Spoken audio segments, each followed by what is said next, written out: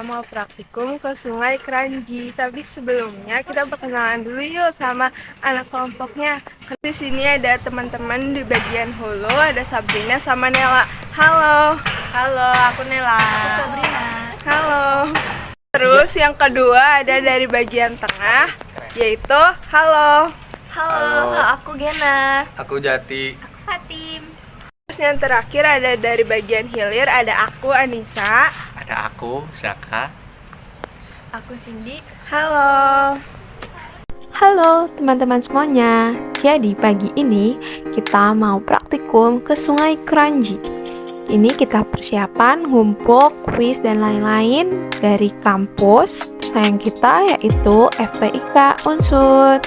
Nah, ini ada teman-teman dari bagian hulu yang pakai baju biru-biru. Halo. Ini juga ada teman-teman dari bagian tengah. Wah, lebar banget ya pakai baju merah-merah. Terus yang terakhir ada teman-teman hilir yaitu pakai baju abu-abu. Yuk, ikutin terus perjalanan kita.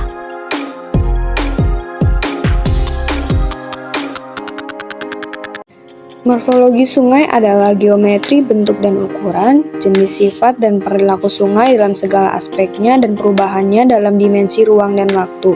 Perubahan tubuh sungai telah muncul sejak terbentuknya sungai itu sendiri dan berlangsung secara terus-menerus.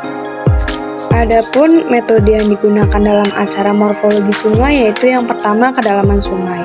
Metode yang digunakan untuk mengukur kedalaman sungai yaitu dengan menggunakan tiang pancang berskala pada setiap 3 titik pada bagian sungai, hulu, tengah, dan hilir.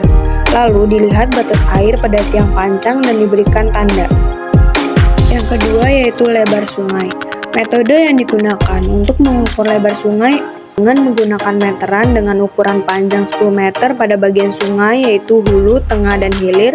Lalu tentukan 3 titik untuk mengukur lebar pada sungai yang berbeda-beda. Yang ketiga yaitu kecepatan arus. Metode yang digunakan pada kecepatan arus yaitu dengan menggunakan pelampung atau botol, lalu diikatkan pada tali yang berukuran 10 meter. Perhitungan dimulai dengan menggunakan stopwatch pada setiap pelampung atau botol, dilepaskan dan dihentikan perhitungan ketika tali sudah merenggang dengan sempurna.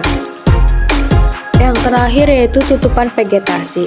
Metode yang digunakan untuk menghitung tutupan vegetasi yaitu dengan menggunakan kamera yang dihadapkan ke atas. Metode ini dilakukan dengan cara pengamatan dan pengukuran langsung di lapangan.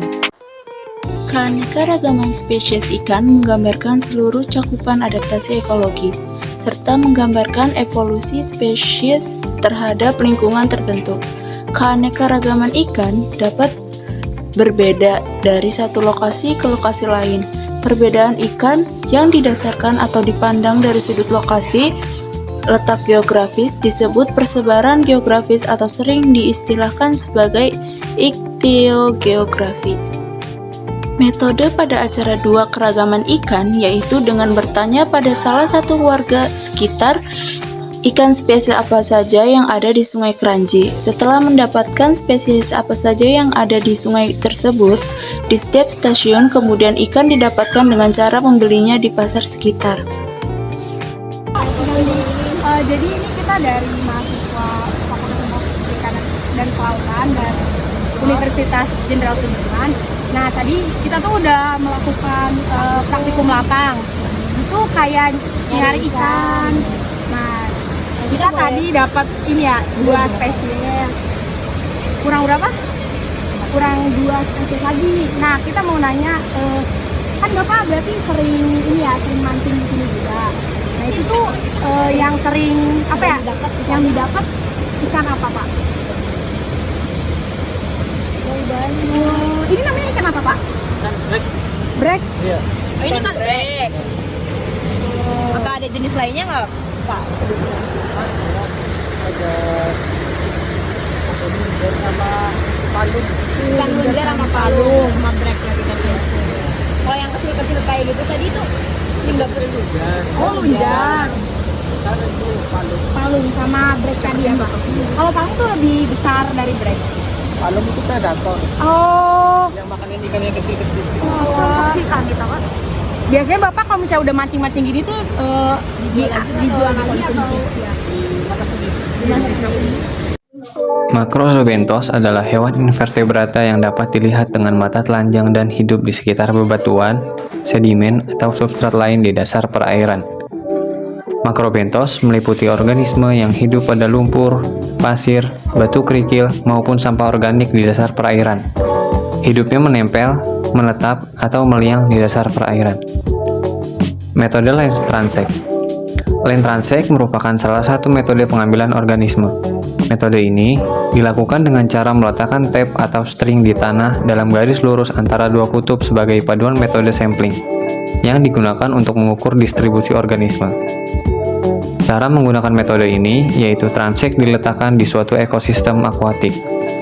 Organisme yang terdapat di dalam area transect dimasukkan ke dalam plastik bening dan diberi formalin secukupnya serta keterangan menggunakan label. Pengambilan sampel dilakukan pada waktu surut terendah untuk mempermudah dalam pengambilan sampel dan tidak terkendala dengan arus. Sampel Macrozoobenthos diambil dengan menggunakan pipa paralon yang telah dimodifikasi dengan diameter 1 inch, dengan cara membenamkan pipa paralon ke dalam substrat perairan. Sampel Macrozoobenthos yang telah didapat selanjutnya diayak menggunakan ayakan berukuran 1 x 1 mm. Macrozoobenthos yang ditemukan lalu dibersihkan dan diberi formalin, kemudian dimasukkan ke dalam kantong dan diberi label.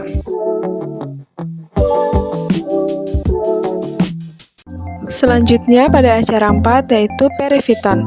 Perifiton adalah organisme yang hidup menempel atau melekat pada permukaan benda yang tenggelam di perairan seperti kayu, batu, tumbuhan, air, dan hewan air. Perifiton dapat tumbuh pada substrat alami maupun buatan. Perifiton sangat melekat pada substrat sehingga pemisahan perifiton yang menempel di batuan atau substrat alami yang permukaannya tidak teratur atau daunnya rapuh akan sulit dilakukan. Oleh karena itu, penggunaan substrat buatan seringkali dilakukan untuk pengamatan perifiton. Metode yang dilakukan pada acara perifiton untuk pengamatan keanekaragaman dan kelimpahan perifiton mikroalga yaitu dengan diambilnya batu pada sungai Kranji yang permukaannya licin sehingga terlihat seperti adanya lumut yang menempel di permukaan tersebut. Batu yang sudah diambil kemudian diletakkan di atas baki dan dikeruk menggunakan pisau atau cutter pada bagian yang licin. Kemudian hasil yang menempel pada pisau atau cutter dimasukkan ke dalam botol sampel yang berisi aquades. Sampel perifiton pada botol sampel diberikan larutan lugol dan formalin. Kemudian sampel dibawa ke laboratorium untuk diamati di bawah mikroskop. Air memegang peranan yang krusial dan tak terpisahkan dalam eksistensi makhluk hidup, terutama manusia. Air merupakan kebutuhan pokok yang selalu diperlukan untuk memenuhi kebutuhan dasar setiap individu. Kualitas air melibatkan evaluasi fisik, kimia, dan biologisnya. Karena pentingnya akses ke air bersih, tak heran jika kualitas air bersih menjadi fokus utama dalam pengelolaan sumber daya air. Kualitas air yang baik meliputi uji kualitas secara fisika, kimia, dan biologi, sehingga apabila dikonsumsi tidak menimbulkan efek samping untuk kesehatan. Metode yang pertama adalah suhu. Metode pengukuran suhu air dilakukan dengan menggunakan termometer raksa yang memiliki satuan Celcius. Pertama, termometer tersebut dicelupkan ke dalam badan air yang akan diteliti, dan termometer dipegang pada bagian talinya.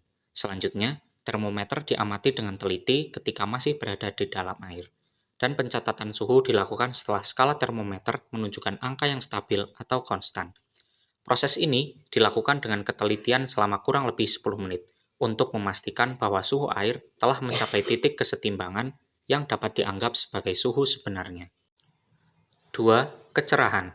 Metode kecerahan pengukuran transparansi air menggunakan Secchi dish dimulai dengan dimasukkan Secchi dish ke dalam air dengan hati-hati. Kemudian, dilakukan pengamatan dengan mencermati pola Secchi dish hingga saat dish tersebut tidak lagi terlihat dengan jelas pada kedalaman air tertentu. Hasil dari pengamatan ini dicatat untuk menentukan tingkat transparansi atau kejernihan air di Sungai Kranji. 3. Bau. Metode pengujian bau air dimulai dengan mengambil sampel air yang akan diteliti menggunakan botol Winkler. Setelah pengambilan sampel, penentuan bau air sebaiknya dilakukan sesegera mungkin. Namun, Jika tidak memungkinkan untuk melakukan pembawaan secara langsung, disarankan untuk menyimpan sampel dalam kondisi dingin. Selanjutnya, botol Winkler yang berisi sampel air diperiksa setidaknya 5 orang dengan menggunakan hidung. Tujuannya adalah untuk menentukan apakah sampel air memiliki bau yang spesifik atau tidak.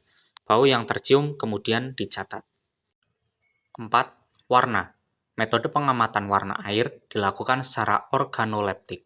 Dalam proses ini, pengamatan warna air dilakukan secara visual, tanpa menggunakan alat khusus. 5. pH. Metode pengukuran pH air dimulai dengan langkah pertama, yaitu dengan mencelupkan kertas pH ke dalam sampel air yang akan diuji. Selanjutnya, pada langkah kedua, perubahan warna yang terjadi pada kertas pH harus disamakan dengan warna yang tercantum pada skala pH yang tersedia sebagai pedoman. Hasil pengukuran ini kemudian dicatat untuk keperluan analisis selanjutnya.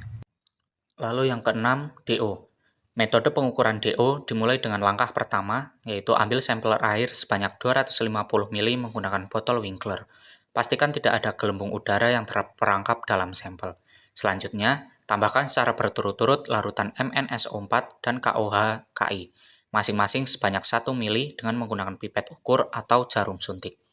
Biarkan campuran bereaksi sebentar hingga endapan terbentuk. Selanjutnya, tambahkan H2SO4 pekat ke dalam botol dan lakukan pengocokan sampai endapan benar-benar larut. Setelah itu, ambil sebanyak 100 ml dari campuran dalam botol dan pindahkan ke dalam labu Erlenmeyer. Dilanjutkan dengan melakukan titrasi menggunakan larutan Na2S2O3 sampai larutan berubah menjadi warna kuning muda. Setelah itu, tambahkan 10 tetes indikator amilum untuk menghasilkan warna biru yang khas. Selanjutnya, lakukan titrasi kembali dengan menggunakan larutan Na2S2O3 sampai warna biru hilang.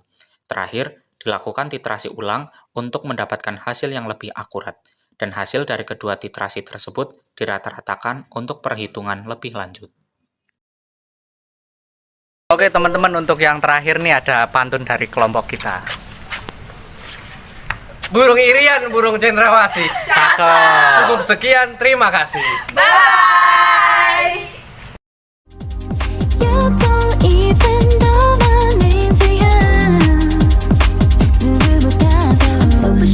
Super shy, but wait a minute while I make your mind. Darling, 지금 더